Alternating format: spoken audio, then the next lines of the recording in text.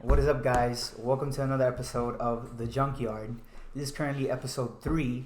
We have two special guests here today. We have Mr. Josue Barrantes and Josias Barrantes. And you have your host here, your co-host, or E-man_90210. What's up, guys?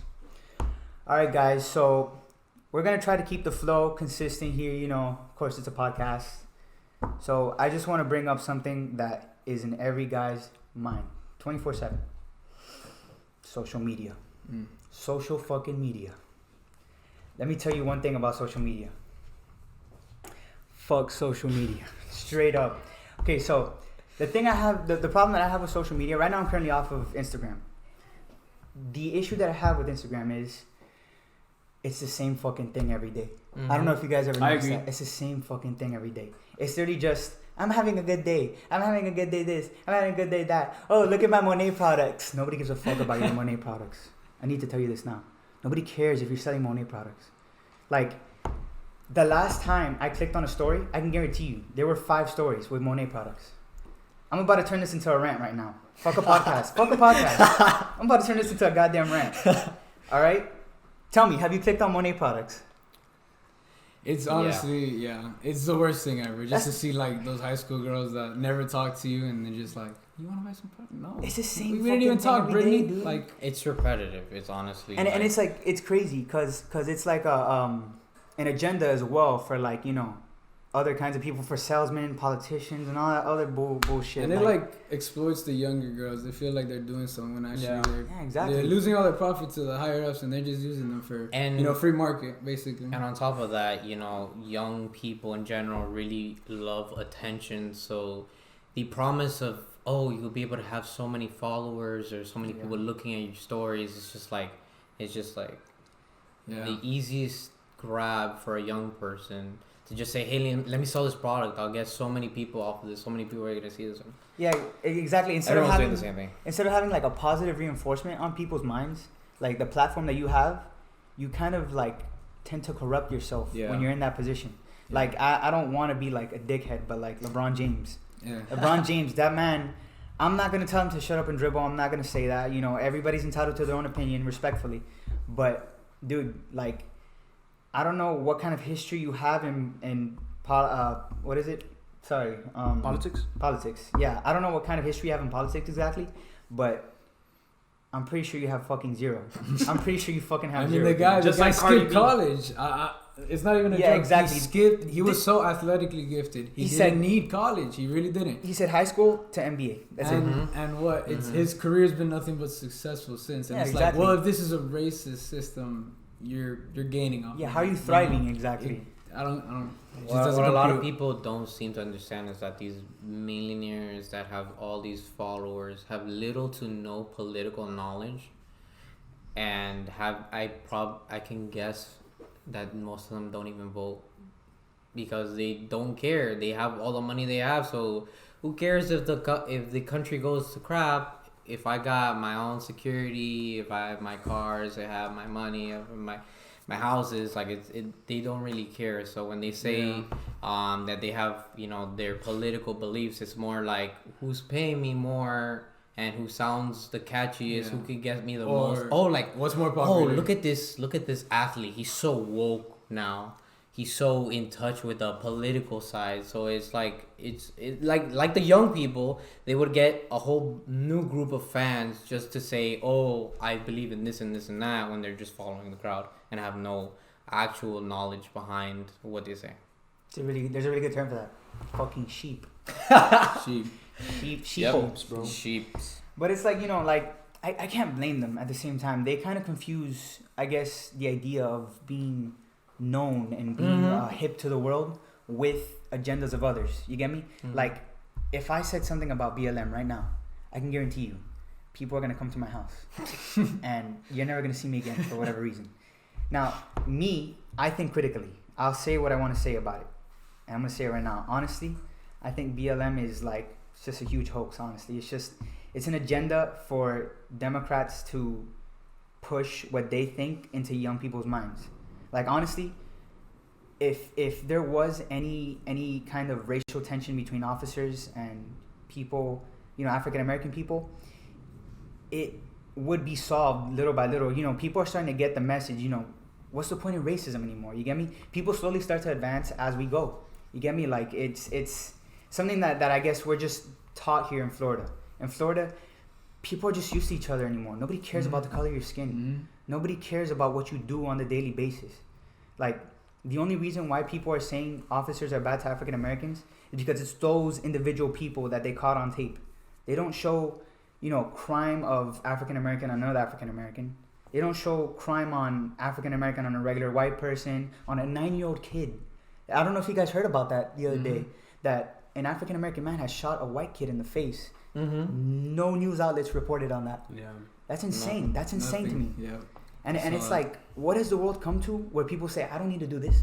This doesn't fit my agenda. Exactly. Like, that's just and it's horrible. like, you can see that, like, at the end of the day, you should be on the side of, like, humanity and the betterment of all mankind, and you're really not. You're just for what political. Fits, exactly. What fits what I want to push for. What's my narrative and what's going to help me. Everything else, regardless of if it's true or not, doesn't really matter to me, because at the end of the day, I'm going to move my agenda forward and I'm going to be good. Exactly. That's what most people don't understand, is that these people are going to be all right. You defund the police, these people are going to have security. They can pay for it. They live in gated communities. They got private services. They don't care. And the presidents, even less. So it really doesn't make a difference to them. But to us, the regular people, the folks who live it out day by day in the streets, we won't be safe anymore. It's going to be like chaos. Why would we want a policeless society with chaos and anarchy? It's nothing good can come from destruction and lawlessness. And to think otherwise is just, I don't know, it's kind of stupid, honestly. It's like, if everybody's entitled to what they think, and that's fine by me, but it's like, you should see the bigger picture in things, the intentions that people have. You get me? Like, of course, racial injustice, it'll still exist. Me saying, it eventually dwindled down, it'll still exist. There's evil in everybody, and everybody knows this already. It's just, we got to work together to slowly weed it out. You get me? Like, it's, in any place you go, there's always going to be, adversity in your own struggles, whether it's race, whether it's financial related.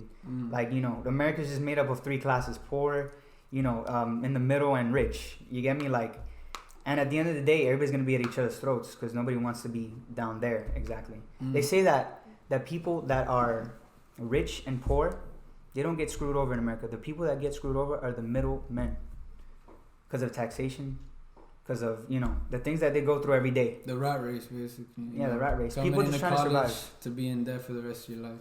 Exactly, yeah. For a job that you don't really care for. But because society accepts it and makes money, you tolerate it.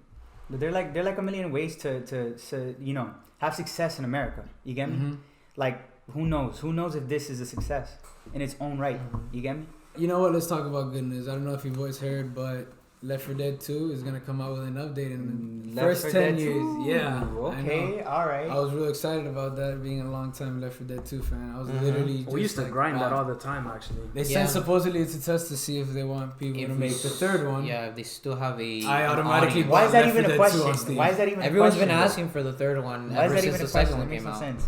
Valve's never been known for their part 3s, though. Half-Life 3, we're still waiting on it. No, I don't know when the hell that's gonna happen, honestly. All right, I have a question for you guys. Are you guys gonna buy the new Black Ops? Oh, that's not even a question either, bro. I think hell yeah! It looks pretty. It looks pretty nice. It looks pretty nice. Dude, like, honestly, like, I was thinking like the past few days before all this, I was like, man, like, Black Ops, more opportunities to make money and things that I'm looking at and stuff like that. Yo, fuck a girlfriend. So I'm not getting cuffed. I'm not getting cuffed, bro. In my opinion, I haven't really found a Call of Duty game that I'm like, man, like this is it. Like, ever since playing Modern Warfare 2 and Modern Warfare 3 and a little bit of Black Ops 2, it was just, those were like damn, like this is a freaking amazing game. That was a peak. And yeah, so it's a peak. So it's like everything right now, especially in the last, I say maybe 5 to 10 years, hasn't been like to that tier, just because we've seen it all. And it's basically just maybe like a different tweak storyline. It's always a big bad guy that you have to kill at the end, and just with different guns. So as for me, I don't think I'm gonna get it. But I am definitely getting the PS5. I don't know about you boys, but I'm ready for that 4K graphics. I'm gonna keep it 100 on that. $500. So it's a price tag. a lot. It's a price tag. It is. It's You gotta remember, this is the 4K next. player, This though. is the next generation. Yeah. Like after this, everything true. before it kind of starts to become obsolete. Speaking of Black Ops, though, getting a little political or whatever. I don't know if you guys saw the trailer for Black Ops. Reagan? I have. It had actually gotten censored because they had footage from I don't know how to pronounce this correctly. Sorry if I mispronounce it. Tiananmen Square. I don't know if you guys remember those. Tiananmen Square, yeah. Yeah, exactly. They had footage from that, and they had completely cut it out from Twitter, from all their advertising, because people said that it was insensitive. And plus, China saw it. Mm-hmm. China saw it, man. It's kind of dumb. You think about it, and you think about like what Call of Duty has done before. Like you guys remember No Russian? Nobody forgot No Russian. Yeah, that's like it was it's like things like that. It's like like killing you know, innocent yeah. people. this game. It tells you everything from the get go. It even tells you from the beginning. Hey, if you're uncomfortable with this type of stuff, do not go forward. We're advising you. They give you a second warning. They're like, "Are you sure? Like right before the Are right you before sure that that you're mission, sure?" And they tell you. if you decide yes, then That's you the get to see what problem. happens. Like we live in a PC world where every year, more things are gonna become censored, softer bro. And like you think about it, and you're like, the censorship of these things is like really irrelevant because you're letting so much else go unnoticed. Like, we talked about this earlier, but something like the Netflix show Cuties. Like, oh yeah, no. you're gonna censor this game about war that has been centered about war for about 10, 15 years now, since like Call of Duty 1. And you're just gonna let a show like Cuties with a bunch of Slip through the children cracks. half naked go Promoting out. pedophilia. It's like, where are your standards, bro? Like, make it last one place, because it doesn't make sense. But it's like, think about it. Like an entire generation, us basically, raised in Call of Duty lobbies, watching South Park, watching Family Guy, watching all those like rated R shows and stuff like that. How did we grow up so sensitive? We honestly lived a little. Well, I don't know. I think this generation that came is when everyone starts restricting everything. When you restrict speech, when you restrict any actions, obviously not like physical violence, but anything that might go against or might hurt someone else, or someone else might get triggered or worried. That's when things start to go down, because then you don't have that in your life, and then you grow up thinking Life the is world perfect. is butterflies and We get rainbows. babied into it Exactly. then, yeah. And get babied. As soon as you reach adulthood and you go out into the real world, you realize it's so much worse than you would have ever thought. Yeah. So I think we really have to bring back the ability for us to be offended, to maybe talk about topics that might not be comfortable exactly talking about, so that we can actually get a conversation and move grow forward and grow as a It's the society, only way bro. too. It is the only way. You don't grow by being in your little safe space. You really have to go out there and experience, and it's gonna hurt, because bad things are gonna happen to good people, good things happen to bad people. Yeah. That's a really good point. And another thing too It's is life. that if you come to think about it, the biggest offense that you can do to anybody is showing happiness in the face of adversity. So it's like, if you are being offended by what that person's saying, but you're ignoring them and you're still doing you, that is a slap to the face for that person that is being offensive towards you. You get me? Like if for instance, if you're at a gay pride parade and then there's people holding up signs, being offensive, saying you guys shouldn't be here, this and this and that, they're saying offensive stuff to you right at your face. Bro, if you mind your own business and you don't even look at them, it's the fury, it's the flame that grows in them, but you're still happy. So your happiness is worth so much more. It's worth so much more. Another thing, building on what he said, which was like restricting, speech and stuff like that. I feel like going back to the social media thing, a lot of times people get used to this gauze of, an internet persona. And, they get used to, I don't agree with this person, let me block them. Yeah. And I don't agree with this person, let me unfollow them. And, that's fine and cool. You're more than well within your rights to, take someone off your page, because that's you. It's all it's yours. But you also have to understand that in real life, things won't be that easy. And if you have a coworker you don't agree with, or you don't see eye to eye with, you don't like, for whatever reason they don't like you, you can't just Block them. get out of here. I don't want to see you. It's a thing that you really have to like, hey, this person and I, we don't get along, but we work together. We have to keep it professional. We have to, just work it out. And it's like, taking accountability for being an adult. You know, I don't see eye to eye with this person, but I have to respect that they have their own struggles and their own life, their own viewpoint, you know, things like that. And that's the beautiful thing about America, honestly. It's like we are actually supposed to be united together and have civil discussion about these things. We're supposed to go to a compromise now, since we're divided in two parties, you know, Democrats and Republicans. But it should be respectful towards each other. You get me? I don't hate your opinion. Your opinion can be whatever it is. You know, however you think politically, you can think it. That's fine.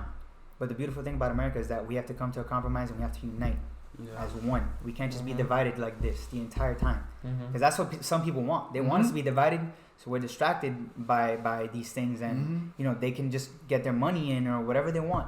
And that's not how it's supposed to be. There are corrupt politicians on both sides.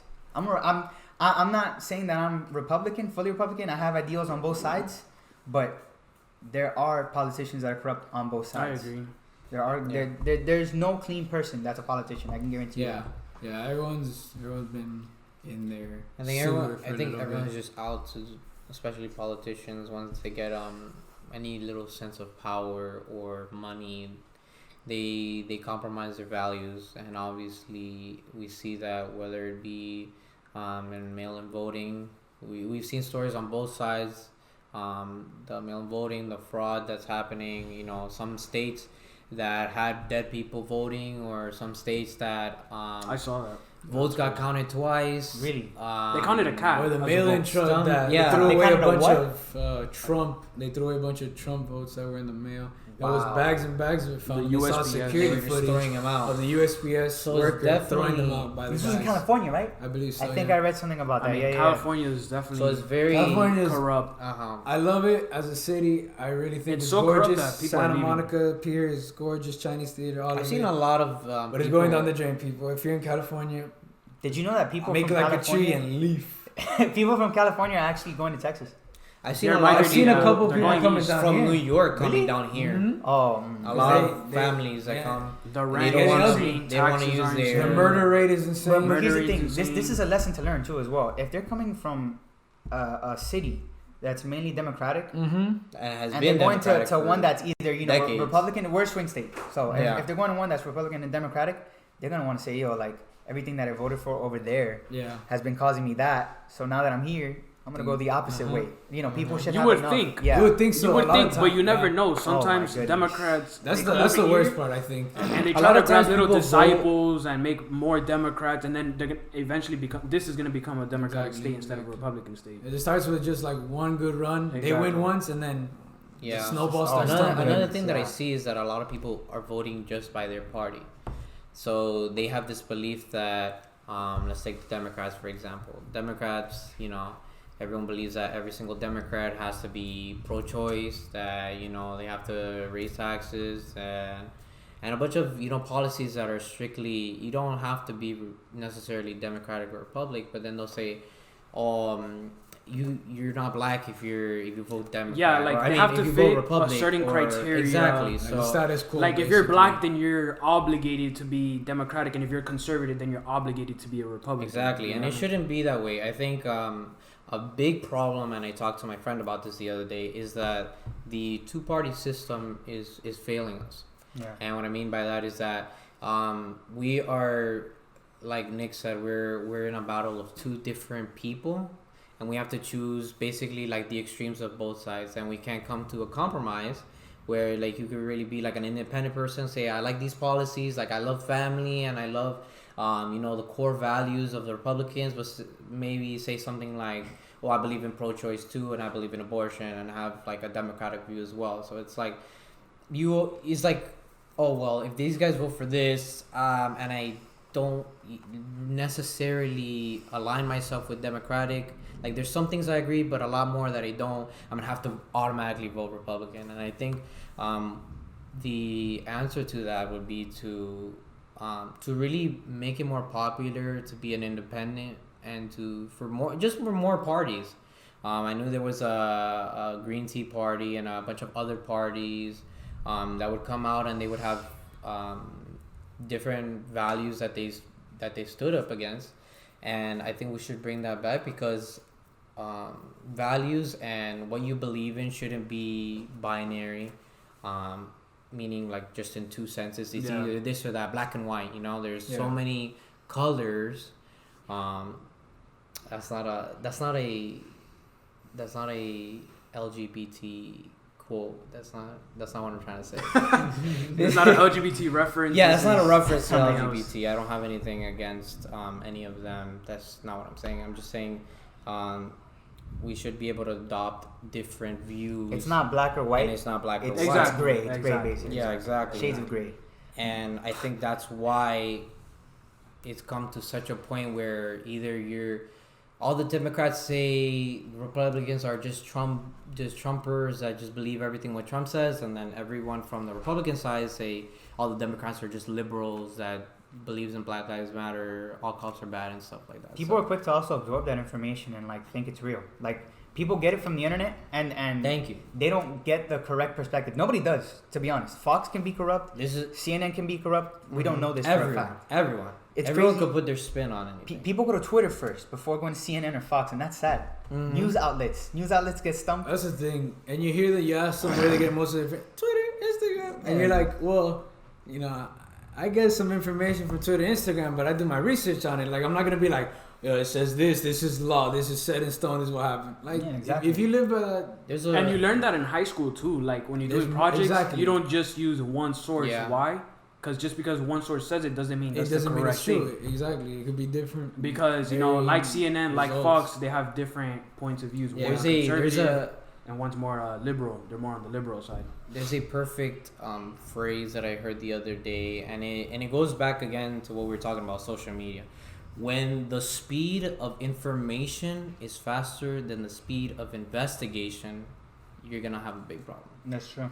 Meaning, news companies don't really care about getting the facts of a story, more of the OMG moment. How can I sell this as quickly as possible to get as many clicks?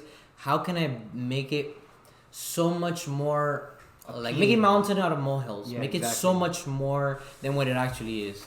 Like, let's take, for instance, police shoots man 7 times or whatever amount of times. And they just put that. And that's the title. There's nothing else.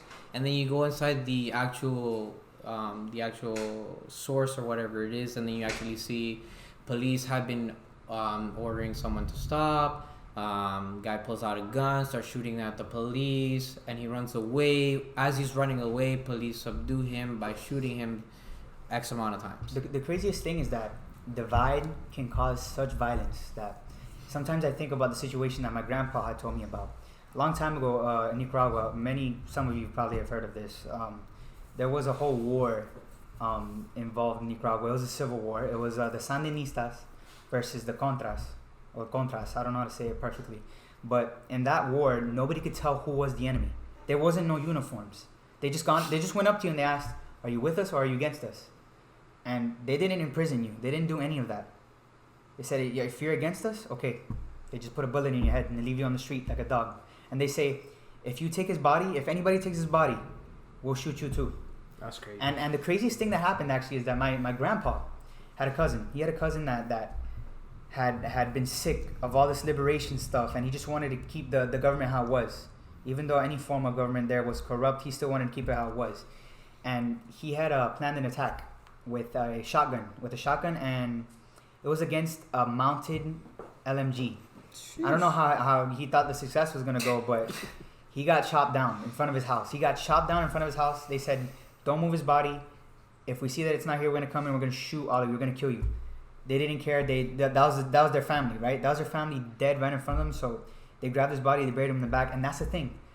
We can never cause divide. If we cause divide, this violence is going to be so much more than we think of it now. It's not going to be just words on Twitter, back and forth. Oh, Trump this, oh, Trump that. No, it's not even going to be that. It's basically going to be like a second civil war. Exactly, war. yeah. And it's like nobody wants it to get to that. We're civil. We're literally civil. Let's not make it a civil war. You get me? Yeah. Make it a civil discussion. Little side note.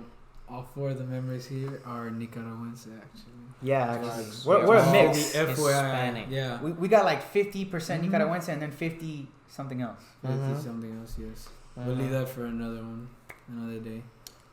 But yeah, it's been pretty good talking, right? It's been 25 minutes. Nice. I guys want to was do gonna say one more topic? Yeah, we can do one more topic. I think I can speak for everyone here. Is going back to the Black Lives Matter movement. Black Lives Matter. Black lives have always mattered. Of course. You know, I was raised just like everyone here that it's not really about the color of someone's skin. It's about their character.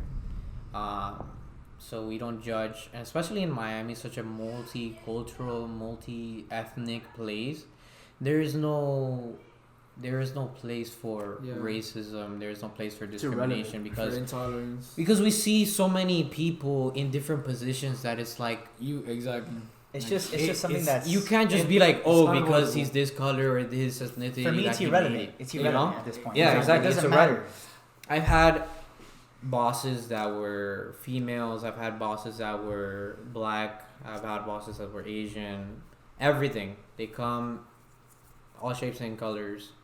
And it's just to say that, like, you can't look at the world in this, like, if you're this type of way or you're from this ethnicity, then you're, like, this smart or, you know.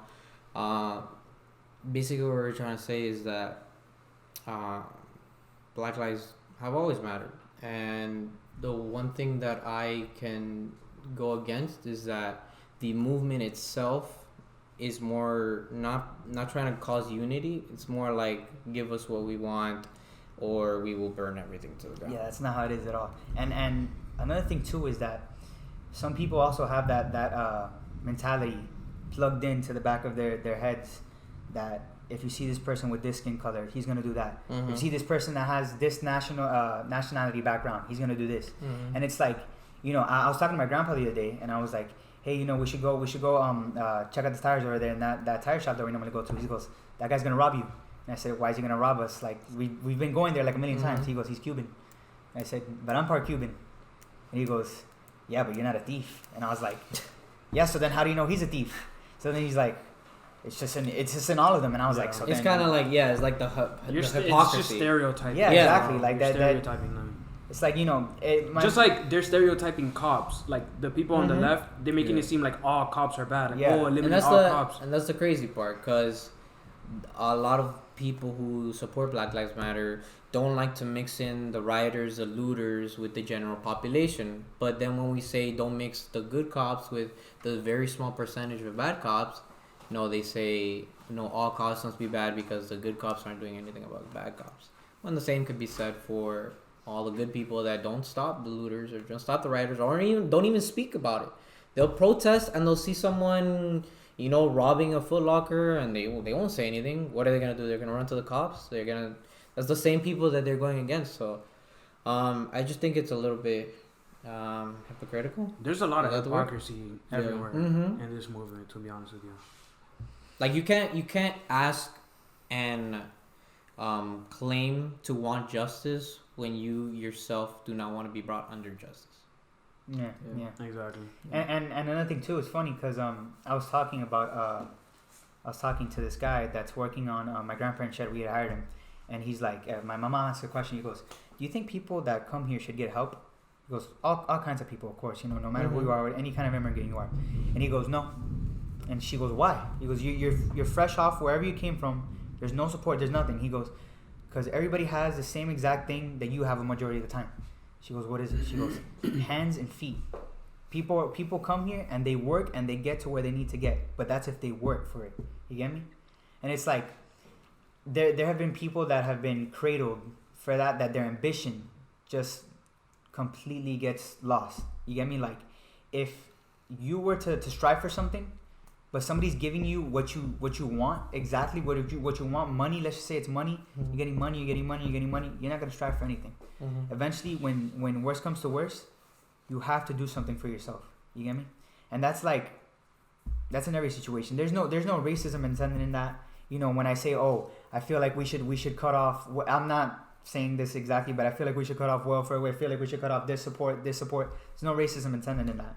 It's more of like, if you had that one drive in yourself, nobody would have to be paying taxes for certain things. You get me? Mm-hmm. Exactly. And that's just like a side thing. Of course, we're not talking about taxation, but a majority of the time, it's you that has the power over the politicians. Mm-hmm. It's you that has the power to march out those few corrupt cops. It's you that has the power to change the tide between your Republican brother and your Democratic brother. You get me? It's you that holds the final word for either peace or hate. And that's the problem, bro. A lot of people, like, they'll blame the government for their shortcomings in life. They'll be like, oh, because of them, I got like my parking ticket, or I got this, I got my speeding ticket. And it's like, no, you got your speeding ticket because you speed, not because the cop is a bad cop, or he likes, or he hates black people. No, bro, you need to be held accountable. If you did something bad, own up to it. And that's what a lot of people don't do, especially our generation. We want everything like spoon fed to us, which is like our parents have been through a lot. Our parents have gone through adversity. They know what it's like to struggle. Us, one little thing happens, we're like, oh man, like, we deserve the world, this and this and that. But that's not how the real world works, to be honest with you. It's the I say this is the most entitled generation that we've had. The most amount of information that you can have at your fingertips. You don't need to go to a library, you don't need to go to a classroom. You have your phone and you have Google, and you can look up a billion and one articles that are online to be educated and informed. And we take it for granted a lot of times. And even just having a phone, I didn't get like my first phone till I was like in high school, and it was one of those emergency phones that you can only dial your mom or your dad and like maybe your aunt if you put them on the phone. And if you wanted to send a text, you would have to press 3 times to make a C. Yeah. Jeez. Oh my God, that was a struggle. So that was a struggle. That was really bad. Struggle. It was basically like one of those jitterbug phones. It's like they call your mom or 911. Two buttons on the phone. If the other person has a really good phone too, with that like multiple letter. Yes. Thing, oh my God. Then they're gonna be like, yo, where is this dude, man? Yeah. The only upside we had was like, you had a snake, right? It was snake. Where a little snake goes around. Oh yes, on the little Nokia, bro. That was the best game that I had for the longest time. Such a banger. And in the short span, like, just imagine the internet has only been around for about maybe 20 years, 25, 30 years. And you see how much technology has advanced in such a short amount of time. We've gone from literally clicking 3 times to no buttons whatsoever on the screen. Or hearing that AOL startup sound. That's why, some people believe that's why we live in a simulation, because of how fast technology has advanced. Like Elon Musk stated, like in his little simulation theory, he's like, I think it's literally impossible that we're not in a simulation theory because of how fast technology advances. Like, it's only a matter of time before. Well, I think flying cars already exist. So how do we get out of the simulation? Wouldn't free thought like this cancel simulations because we are not simulated to do the actions of unless our thoughts are pre-simulated. Unless we think that we're out of the matrix, but in reality we're supposed to be doing something else. But isn't the concept of talking about the matrix itself out of the simulation? It's like a paradox. Because if you're in the simulation, you don't know you're in the simulation. Therefore, you can't say I'm in a simulation. Dude, this reminds me of like the Rick and Morty episode where like. Like, they want you to think that we're not. That you think you're out of the simulation, but you're really still just in the simulation. Yeah. What if this simulation is just the thought of even being in a simulation? That's it. That's the whole prison right there. All right, so next episode we're gonna figure out if we're in a fucking simulation. We're gonna travel to the Twilight Zone. Basically, we're gonna have that announcer dude before we all start this. We're gonna try to hire him. But I think this will be who's gonna be the announcer? The announcer, dude, what's that guy's name? Rod Sterling. That's the guy's name. Sterling. That guy has such a smooth voice. That guy has such I wish I could imitate his voice, because if I was like, doing the freaky. All right, so But he died though. He did. Yeah. Oh shit. Sadly. R.I.P. All right, guys. So RIP. that's gonna conclude this podcast for today. I know it was like a single-handed topic thing. It was like a lot of topics that branched out and That's then true. came back together. Yeah. But I also You're in wanted a simulation. Get out. exactly. I also wanted to do a little quick side thing as well. T-shirts coming soon. T-shirts coming soon. I do not I ain't got the support- money for that. Stormit merch. Stormit merch coming soon as well. But I just wanted to address that little procrastination thing, the little break that we took. Yeah. So we have a lot of important things. It's not a lot of important things. We're just fucking lazy. Like, I'm gonna be honest with you. Like. It's the pandemic. Your excuse. Yeah, it's a pandemic. Yeah, that's our card. Yeah, guys, sorry. Pandemic. Pandemic. It's been a lot of stress on the mind. A lot of stress. We couldn't set up our camera. We couldn't set up the mic. We didn't have singers. Pandemic. We had no money. We're waiting on the stimulus check for like months now. Shout out. Now that we finally, at the time of this recording, we are in stage 2. That we've eased up a little bit more. We can. Yeah. You know, we're still. We might not have our masks on, but we've taken the precautions. Yeah. I'm taking my vitamins and all that. I took a test. He took a test. I'm taking It my was not Flintstones. fun. He's had his regular shots. Flintstones. And everyone here is a Yeah. And we We're should clean, have better. we're clean as a whistle. Is negativo. As they Yeah. say, right? Yeah. We should have better camera quality as well. Right now we're recording on a booty. Yeah. 720p. But you know what? This is the BlackBerry quality. Only the best for our fans, You bro. make the best Only of the it. Come on, man. One is we're gonna go That's to called 4K. fan service. And it's gonna go. It's gonna be like, With the help of them. and then you're gonna be able to see all of our pimples and every little impurity in our faces. Yes. All right, so we'll be signing out. I think that's it for today. Thank you guys for having us. Yes. I always pleasure always being wanted here. to be a part of one Pleasure of being these. here. Thank you so much. So, I mean, the conversation was mad interesting, and the topic was amazing. Mhm.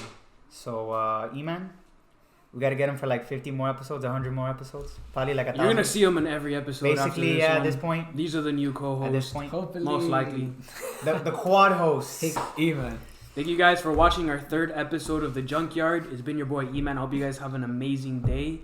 Peace. 60 second. Thank you so much for tuning in and listening to us. Hey, it's Green Eyes. Thank you guys. And Nicholas F 305. Hey.